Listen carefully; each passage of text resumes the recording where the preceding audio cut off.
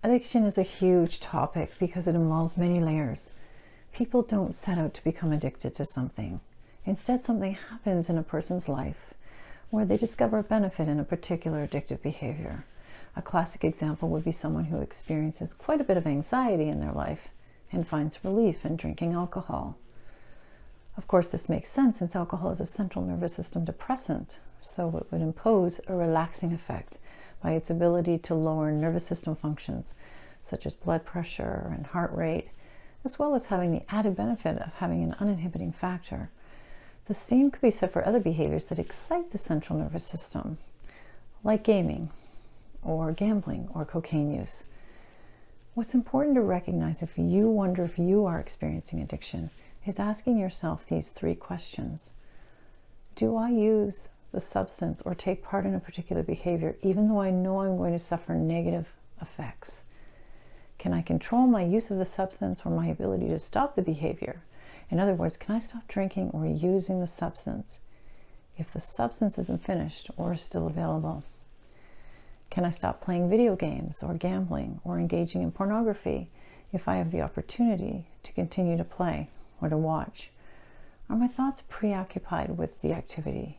In other words, do I think about when I'm going to play, how long I'm going to play, how much time I'm going to have to play, or if it's substance use, do I think about where I'm going to get the substance, when I'm going to get it, and where I'm going to use it?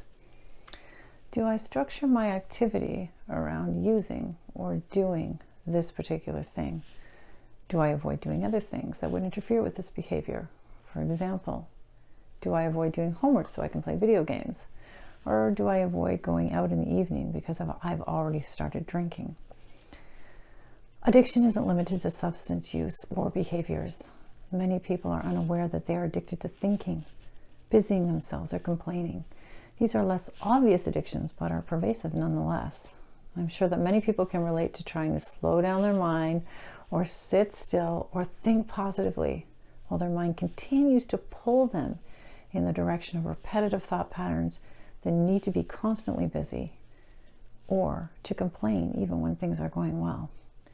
These addictions are important to acknowledge because they are usually the primary reason for the secondary addiction to substance use or some particular behavior that just perpetuate the original condition, which is primarily a thought or a mind issue. Therefore, it is important to change your state of mind in order to address the source of the addiction. If a person is constantly complaining, for example, then any attempts to recover from their addiction from a complaining mindset is a setup for their recovery efforts to be unsuccessful. You've probably heard people say that they think they are sabotaging their own recovery. What this means is that they recognize that they fall back into the mindset that started the addiction in the first place. Changing your mindset is key to recovering from addiction. For example, if you feel like you're addicted to negative thinking, focusing on what you have rather than what you don't have is a great way to change this mindset. And there are many practices that can help with this.